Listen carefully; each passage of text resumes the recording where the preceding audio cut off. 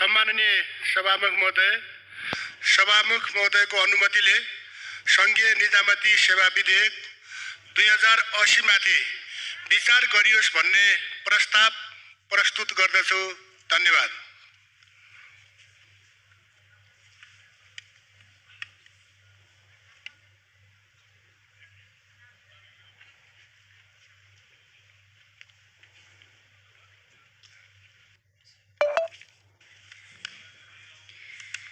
माननीय सदस्यहरू, अब सङ्घीय निजामती सेवा विधेयक 2080 माथि विचार गरियोस् भन्ने प्रस्तावमाथि अर्थात् विधेयकमाथिको सामान्य छलफल प्रारम्भ हुन्छ। यस छलफलमा विधेयकको सैद्धान्तिक पक्षमा मात्र छलफल हुने बेहोरा अनुरोध गर्दछु। मान्य सदस्यहरू, उक्त छलफलमा भाग लिन चाहनुहुने मान्य सदस्यहरूले आफ्नो नाम सभामुखको डायससँगै बसेका कर्मचारीहरूलाई 5 मिनेटभित्र लिखित रूपमा उपलब्ध गराइदिनु हुन अनुरोध गर्दछु। छलफलमा भाग लिन चाहनुहुने प्रत्येक मान्य सदस्यलाई 3 मिनेटको समय निर्धारण गरिएको छ। सर्वप्रथम माननीय श्री गगन थापा।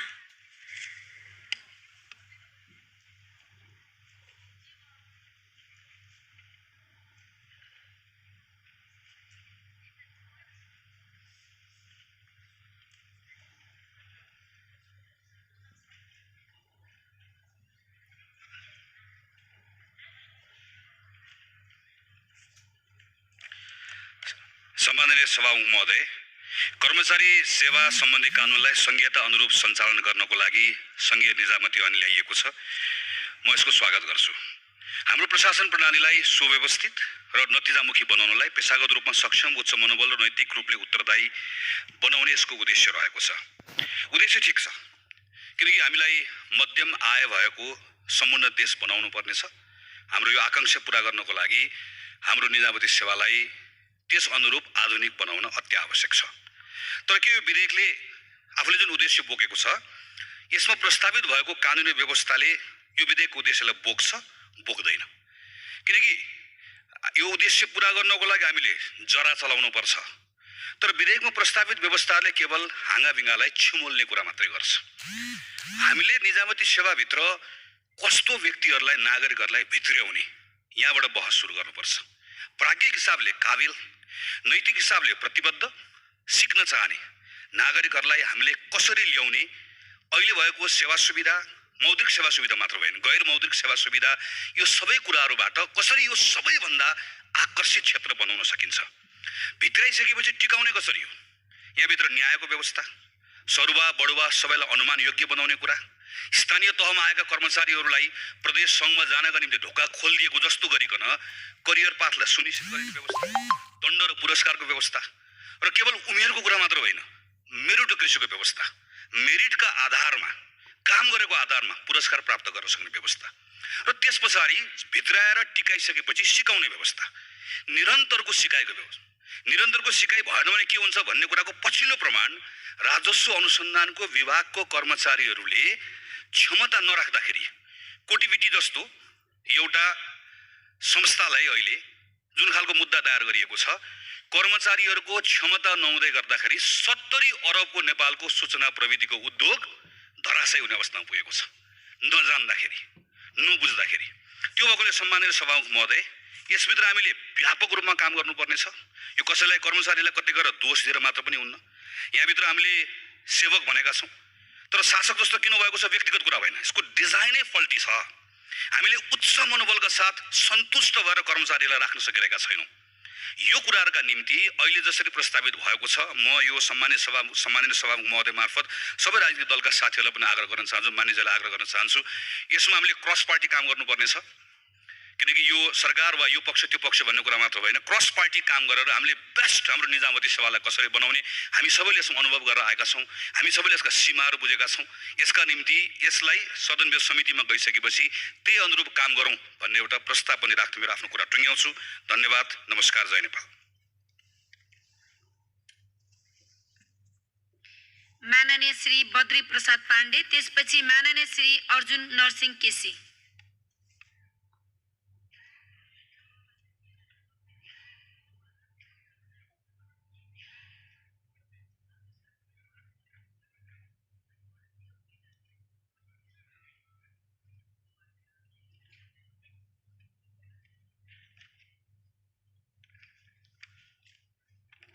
सम्मान्य सभामुखज्यू, यो विधेयकमाथि हामी छलफल गर्न सबै आतुर थियौँ। एक प्रकारले स्थानीय तहहरू पनि पर्खेर बसेका थिए। प्रदेश तह र सङ्घीय तह, निजामती प्रशासन र हामी जनप्रतिनिधिहरू सबै आतुर थियौँ। त्यसैको अभिव्यक्ति प्रतिबिम्ब भन्नुपर्छ। मन्त्रीज्यूले छलफलका लागि प्रस्ताव गर्नु हुनासाथ हामी लगभग सबैजसो यसमा आफ्नो विचार राख्नका लागि उत्प्रेरित भयौँ र हामीले बोल्नका लागि सभामुखज्यूसँग समय माग्यौँ। यसको सैद्धान्तिक कोणबाट हेर्दा यसका दुईटा पक्ष मुख्य रहेका छन्। एउटा, हामी संहितामा गएका छौँ। संहितामा गएपछि 3 तहमा निजामती प्रशासनलाई, जसलाई स्थायी सरकार पनि भन्ने गरिन्छ, यो स्थायी सरकारलाई कसरी व्यवस्थित बनाउने, कसरी पारदर्शी बनाउने, कसरी तटस्थ बनाउने र पेशागत रूपमा सक्षम, सुदृढ र सेवामूलक, उत्तरदायी र व्यावसायिक बनाउने भन्ने सन्दर्भमा हामीले सोच्नुपर्ने छ एकातिर। अर्कातिर हामीले सुशासनको कुरा गरिरहेका छौँ। सुशासनको प्रत्याभूति गर्ने मुख्य ठाउँ भनेकै, मियो भनेकै, अथवा जनप्रतिनिधिलाई हामीले मस्तिष्क मान्ने हो भने मुटु भनेकै निजामती प्रशासन हो। त्यो मुटुलाई कसरी सबल बनाउने, कसरी सक्षम बनाउने, कसरी स्वस्थ बनाउने, यो दुईटा कोणबाट हामीले सैद्धान्तिक छलफल अगाडि बढाउनुपर्छ, सैद्धान्तिक धारणा प्रस्तुत गर्नुपर्छ भन्ने लाग्छ मलाई। यो सन्दर्भमा अहिले हामी केही चुकेका छौँ, सैद्धान्तिक रूपमा पनि चुकेका छौँ भन्ने लाग्छ मलाई। स्थानीय तहमा गएका कर्मचारीहरू हामीले केही पहिले समायोजनका माध्यमबाट स्थानीय तहमा पनि पठायौँ।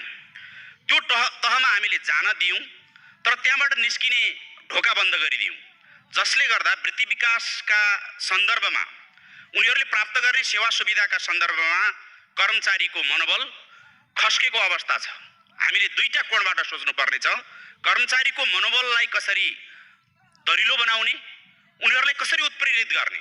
तर हाम्रो उद्देश्य ध्येय के हो भने यो माध्यम हो कर्मचारीलाई उत्प्रेरित गर्ने, साधन हो भने हाम्रो साध्य नागरिकलाई सेवा सुविधा कसरी प्रदान गर्ने, नागरिकलाई राम्रो गरी सेवा प्रवाह कसरी गर्ने, नागरिकले जुन अहिले सुशासनको अपेक्षा गरेका छन्, जनप्रतिनिधिहरूबाट पनि अपेक्षा गरेका छन्, निजामती प्रशासनका कर्मचारीहरूबाट पनि अपेक्षा गरेका छन्, त्यसलाई कसरी प्रवाह गर्ने भन्ने सन्दर्भमा हामीले यो दुईटा कोणबाट यो ऐनलाई, यो विधेयकलाई व्यवस्थित बनाउनु पर्ने छ। यो व्यवस्थित बनाउने सन्दर्भमा सबैभन्दा बढी हामीले ध्यान दिनुपर्ने कुरा के छ भने स्थायी सरकार भनिएको निजामती प्रशासन, प्रमुख प्रशासकीय अधिकृत हप्ता दिन पनि टिक्दैन एउटा पालिकामा।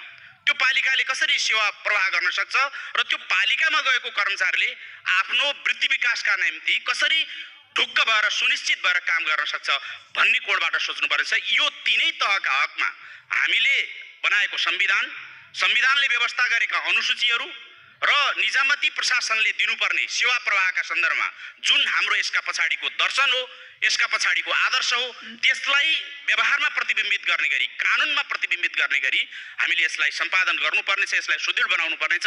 यही कुरा राख्दै आफ्नो भनाइ टुङ्ग्याउन चाहन्छु। धन्यवाद। जय नेपाल। माननीय श्री अर्जुन नरसिंह केसी, त्यसपछि माननीय श्री सन्तोष परियार।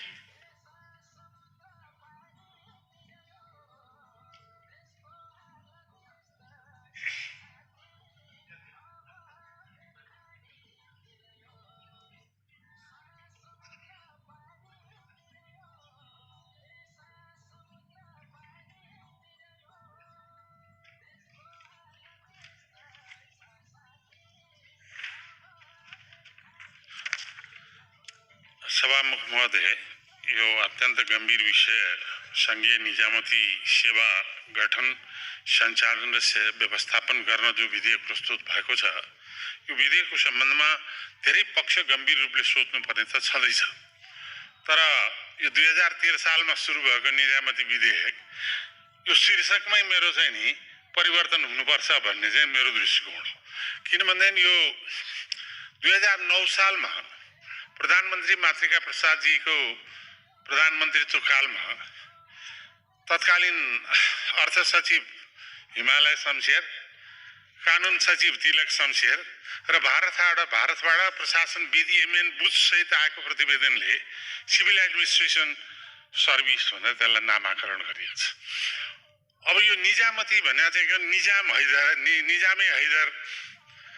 निजाम भनेको डाइरेक्टरसिप, एउटा निश्चित कम्युनिटीको निजाम, सुल्तान, नवाब भने उनीहरूको इम्पायरभित्र सञ्चालन गर्ने व्यवस्थापन चाहिँ नि निजामत हो र त्यसलाई इकार थपेर निजामती बनाइएको छ। त्यस कारण यो नेपालको दृश्य परिवेशमा अत्यन्त गम्भीर कुरा छ। 13 सालदेखि सुरु भएको यो, तर पनि सोच्नुपर्ने स्थिति चाहिँ के देखाएको छ भने यसलाई नागरिक प्रशासन सेवाको रूपमा विकास गर्न सकिन्छ, यसलाई सार्वजनिक प्रशासनिक सेवाको रूपमा विकसित गर्न सकिन्छ। त्यस कारण सबभन्दा पहिला गम्भीर रूपबाट यतातिर विचार हुनुपर्छ भन्ने मेरो दृष्टिकोण हो। र दोस्रो कुरा चाहिँ के छ भनेदेखि यो प्रदेश सङ्घीय स्थानीय स्तरमा जो कोअर्डिनेसन र समन्वय हुनुपर्ने त्यो पटक्कै हुन नसकेको स्थिति छ भने अर्कोतिर हरेक प्रशासनभित्र चाहिँ नि यो मितव्ययिता, प्रभावकारिता र निष्पक्षता, इक्विटी भन्ने जुन छ नि, इक्विटी भने इक्वालिटी होइन, इक्विटी भने inner sense of justice, inner sense of fairness हो। त्यो बिस्तारै हराउँदै गएको छ। त्यो स्थापित कसरी गर्न सकिन्छ ब्युरोक्रेसीमा, किनभने यो पर्मानेन्ट सरकारको रूपमा यसलाई लिइन्छ। यसमा चाहिँ निष्पक्षता, पारदर्शिता, सेवामुखी प्रवृत्तिको विकास, सरुवा बढुवादेखि वृत्ति विकासमा जुन राजनीतिक हस्तक्षेपहरू हुन्छ त्यो राजनीतिक हस्तक्षेपबाट मुक्ति गरेर एउटा संस्थाको रूपमा कसरी विकास गर्न सकिन्छ त्यतातिर चाहिँ नि एउटा दल मात्र होइन, हामीले सामूहिक रूपबाट बसेर सोच्नुपर्ने आवश्यकता छ। एकातिर हामीले नै अत्यन्त तीव्र ध्रुवीकरण गरेर चाहिँ नि पोलिटिसाइज गरिरहेका छौँ यो राष्ट्र सेवकलाई भने, अर्कोतिर हामी जति जिम्मेवार छौँ त्योभन्दा बढ्दा विभिन्न ढङ्गले जो राष्ट्र सेवामा संलग्न राष्ट्र सेवकहरू विभाजित छन् त्यसले गर्दा निष्पक्षता हराउँदै गएको छ, आन्तरिक विवेकहरू शून्यतातिर गएको छ र कर्मचारी प्रशासन भने चाहिँ नि खालि जो मन्त्रालयमा पुगेको छ त्यो सत्य, न्याय, इन्साफ, विधि, विवेक भन्दा पनि मन्त्रीको आदेश पालकको रूपमा जसरी विकसित हुँदै गएको छ त्यसले इन्स्टिट्युसनको रूपमा विकास, संस्थाको रूपमा विकास हुँदैन। अहिले पनि मन्त्री जानासाथ फटाफट सरुवा हुन्छन्, चाहे प्रहरीमा होस् चाहे राष्ट्र सेवाका विभिन्न क्षेत्र हुन्। त्यो निश्चित मापदण्डको आधार, यदि उनीहरू अयोग्य छन् भने अयोग्यलाई नियमअनुसार कारबाही गर, होइन भने निश्चित समयसम्म त्यहाँ बस्ने प्रत्याभूति कानुनले नै गराउनुपर्छ र त्यतातिर चाहिँ नि गम्भीर हुन सकेनौँ भने अहिले जुन ढङ्गको हाम्रो यो निजामती सेवा सञ्चालन हामीले गरेका छौँ यो टुल्स चाहिँ नि पोलिटिकल टुल्सको रूपमा विकसित भयो। जनताको र नीति निर्माता अथवा सरकार अथवा राजनीतिक दलहरूको बिचको जुन मध्यस्थता गरेर चाहिँ उसले देशको संविधान कार्यान्वयन गर्नुपर्ने उसको दायित्व हो, त्यो दायित्व विमुख हुँदै गएको स्थिति छ। त्यसैले यतातिर हामीले गम्भीरतापूर्वक सोचौँ भन्ने मेरो हार्दिकतापूर्वक आग्रह छ। अब तपाईँले समय सिद्धियो भन्नुहोस् सभामुखजीलाई। धन्यवाद। माननीय श्री सन्तोष परियार, त्यसपछि माननीय श्री प्रदीप यादव।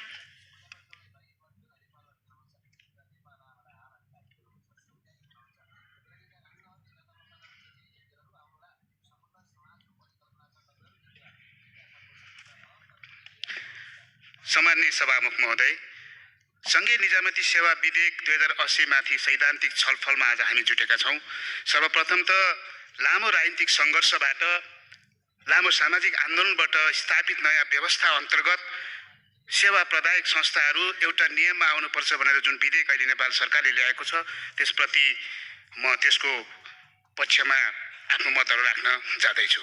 सम्माननीय सभामुख महोदय, अहिले जो हामीले छलफल गरिरहेको विधेयक के साँच्चै हामीले भने जस्तो हाम्रो राजनीतिक उपलब्धि, राजनीतिक सङ्घर्षले स्थापित गरेको संहिता अनुरूप छ कि यो विधेयक साँच्चीकै नेपालको सामाजिक यथार्थता, समावेशिताको मूल मर्म अनुसार छ, संविधानले जुन समावेशिताको परिकल्पना गर्छ तदनुरूप छ र नेपालको जुन विविधता हो, जुन सांस्कृतिक, धार्मिक, जाति, यसलाई समूहगत जुन सामुदायिक विविधता छ त्यो विविधता अनुसार छ। मलाई लाग्छ यो विधेयकमा केही समस्या छन्। हामी भन्ने गर्छौँ क्षमताका कुरा गर्छौँ, तर सामान्य सभामुख महोदय क्षमता कुनै व्यक्तिगत हुँदैन। क्षमता वर्चस्वको हुन्छ, क्षमता जातिको हुन्छ, क्षमता इतिहासको हुन्छ, क्षमता समुदायको हुन्छ, क्षमता विभिन्न संरचनाबाट पाएको लाभांशका कारणले हुन्छ। तसर्थ क्षमताको मात्रै कुरा गरेर स्थायी सरकार भन्ने निजामती सेवा एकल जात, एकल भाषी, एकल लिङ्ग यो देखिने भयो भने फेरि पनि हाम्रो राजनीतिक उपलब्धिले काम गर्ने छैन। अहिले लाग्न सक्छ हामी क्षमताको कुरा गरिरहँदा यो राज्यलाई समृद्ध बनाउने कुरा गरिरहँदा हामी भन्न सक्छौँ, हामी ठुला ठुला कुरा गर्न सक्छौँ, तर यो देशका सम्पूर्ण विविधता निजामतीमा देखिएन भने, महिलाहरूको उपस्थिति निजामतीमा भएन भने, यो देशका 13% बढी दलितहरूको उपस्थिति निजामतीमा भएन भने हामीले उपलब्ध गरेको राजनीतिक व्यवस्थाको के अर्थ? र अर्को कुरा, सामान्य सभामुख महोदय, निजामती सेवाले सार्वजनिक सेवा भन्न रुचाउँछु म अझ, सार्वजनिक सेवाले राज्यको प्रतिनिधित्व गर्छ। हामीले व्यवस्था परिवर्तन गर्यौँ कि हाम्रो व्यवहार परिवर्तन भयो? यदि हाम्रो यो स्थायी सरकारको व्यवहार परिवर्तन भएन भने, यसले गर्ने भाषा परिवर्तन भएन भने, यसले गर्ने व्यवहार परिवर्तन भएन भने, सेवाको नाममा शासन गर्ने प्रवृत्ति भयो भने फेरि पनि हामीले यत्रो सङ्घर्षबाट प्राप्त गरेका उपलब्धिहरूलाई जगाना गर्न सक्छौँ जस्तो मलाई लाग्दैन। पूर्व आफ्नो मत राख्ने मान्यज्यूहरूले भन्नुभयो कि यसमा अन्तर्पार्टी काम गरौँ। हो, यो सामान्य कुरा होइन, यो एउटा पार्टीको मात्रै विशेष कुरा होइन। साँच्चीकै हामीले लामो सङ्घर्षबाट स्थापित गरेको राजनीतिक व्यवस्थालाई स्थापित गर्ने हो भने, संहितालाई साँचो अर्थमा जनताको पक्षमा ल्याउने हो भने, समावेशितालाई हामीले साँच्चै आत्मसात गरेको हो भने र यो देश तमाम विविधता, सांस्कृतिक, धार्मिक, जातीय सबै विविधताको हो भन्ने हो भने यो विधेयकलाई तदनुरूप बनाऊ र यो विधेयकको सैद्धान्तिक पक्षमा काम गरौँ भन्दै मेरो आफ्नो भनाइ यहीँ टुङ्ग्याउँछु। धन्यवाद। माननीय श्री प्रदीप यादव, त्यसपछि माननीय श्री योगेश कुमार भट्टराई।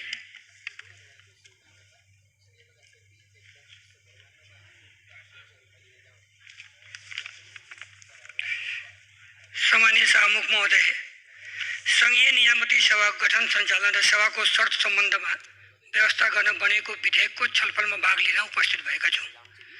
ढिलो भए तापनि सरकारले यो विधेयक ल्यायो, सरकारले म धन्यवाद दिन चाहन्छु। सङ्घीय निजामती सेवा सञ्चालनका लागि कर्मचारी सेवा शर्त र सुविधा सम्बन्धी कानुनलाई संहिता अनुरूप सञ्चालन गर्न आवश्यक रहेको भन्दै सरकारले यो विधेयक ल्याएको छ। निजामती कर्मचारीलाई श्रेणीबाट तहगत प्रणालीमा लाने, आवास सुविधा दिने, सरकारी सुविधा दिने, विशेष आर्थिक सुविधा दिने, स्वास्थ्य सुविधा दिने, स्वास्थ्य बिमा लगायतको सुविधा दिने, धेरै सुविधा दिएको छ। राम्रो कुरा हो। अरू के सुविधा दिने हो त्यो दिउँ न त। मोटर बाइक दिउँ, स्कुटी दिउँ, घरमा टिभी दिउँ, त्यसलाई फ्युल दिउँ, अनि सबै सुविधा दिउँ, तर त्यो कर्मचारीबाट सेवा पनि लिउँ। हाम्रा कर्मचारीज्यूले हामी त हेरिराखेका छौँ कि जब सेवा हो, सेवाको भावनाले काम गर्नुपर्छ र देश विकास गर्ने हो भने 24 घण्टा ड्युटी गर्नुपर्छ। हाम्रो नेपाल पुलिसले 24 घण्टा ड्युटी गर्दैन। नेपाली नागरिकलाई रक्षा गर्नको निमित्त रातभरि खटेको हुन्छ। त्यस्ता चाहिँ हाम्रो निजामती कर्मचारीले गर्न सक्दैन। किन गर्न सक्दैन?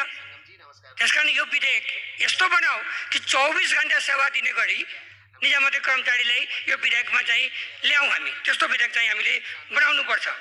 अब कुनै प्रदेशले बिदा त्यति नै दिन्छ कि यसको ठेकानै छैन।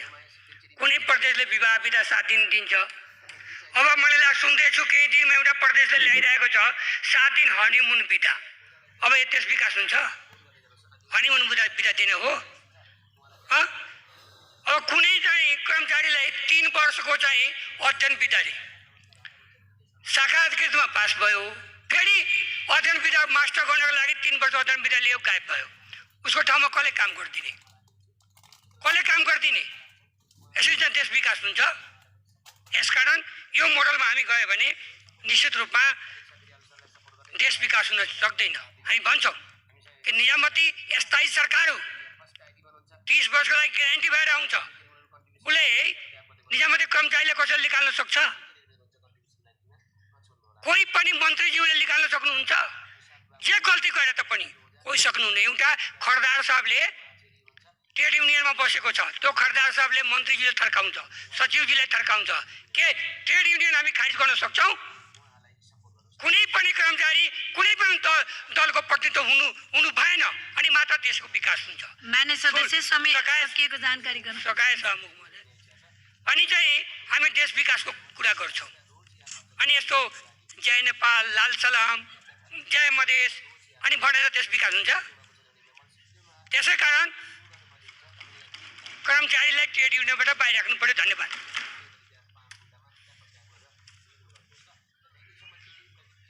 माननीय श्री योगेश कुमार भट्टराई, त्यसपछि माननीय श्री रघुजी पन्त।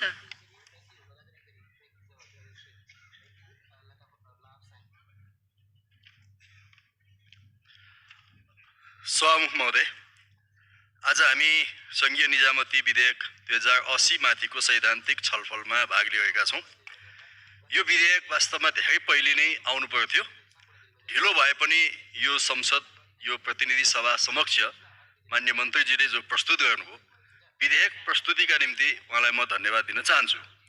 त यो विधेयकमा धेरै विषय छलफल गर्नुपर्ने आवश्यकता छ र यसलाई सिङ्गो संसदले, व्यवस्थापिका संसदले कुनै राजनीतिक दलको आग्रहभन्दा माथि उठेर नेपालको स्थायी प्रशासनको रूपमा रहेको निजामती प्रशासनलाई कसरी व्यवस्थित बनाउने, कसरी यसलाई पारदर्शी बनाउने, कसरी यसलाई जवाफदेही बनाउने, उत्तरदायी बनाउने र गुणात्मक क्षमता योग्य बनाउने, व्यावसायिक बनाउने, यी विषयमा केन्द्रित भएर यो विधेयकमाथि छलफल होस् भन्ने म सभामुख महोदय मार्फत अनुरोध गर्न चाहन्छु।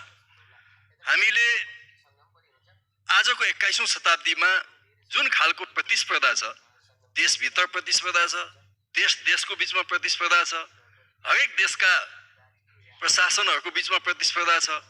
हाम्रो देशको निजामती कर्मचारीले कुनै विदेशमा डेलिगेसनमा जाँदा आफ्नो देशको तर्फबाट कति उच्चतम ढङ्गले आफ्नो विचार राख्न सक्छ, त्यसमा देशभक्तिपूर्ण भावना कतिको छ, यी तमाम विषय पनि हामीले यो ऐन बनाइराख्दाखेरि छलफल गर्नुपर्ने आवश्यकता छ। एकातिर हामीले कर्मचारीहरूको आत्मसम्मान र व्यावसायिकतालाई बढाउनु पर्ने छ भने अर्कोतिर विगतमा अभ्यास हुँदै आएको ट्रेड युनियनलाई नयाँ परिभाषा र नयाँ सन्दर्भमा विकसित गर्नु आवश्यक छ। हिजो हामीले ट्रेड युनियनलाई बढी अर्थवादी र अधिकारवादी ट्रेड युनियनको रूपमा बनायौँ। कुनै बेला त्यो आवश्यकता थियो होला। र आज ट्रेड युनियनहरू अर्थवादी मात्रै भएर हुँदैन, अधिकारवादी मात्रै भएर हुँदैन।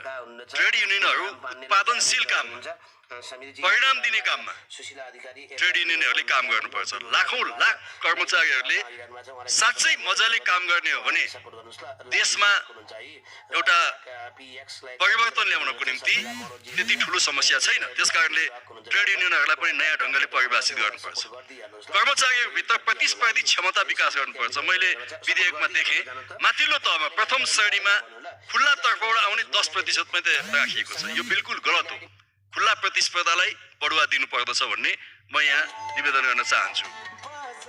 माथिल्लो तहका कर्मचारीहरू अवकाशपछि तत्काल कुनै संवैधानिक अङ्गमा जाने यो परिपाटी ठिक छैन। त्यसैले कुलिङ पिरियड भन्छ, कमसेकम पनि कुलिङ पिरियड चाहिँ 2 वर्षभन्दा बढी मिनिमम पनि हुनुपर्छ।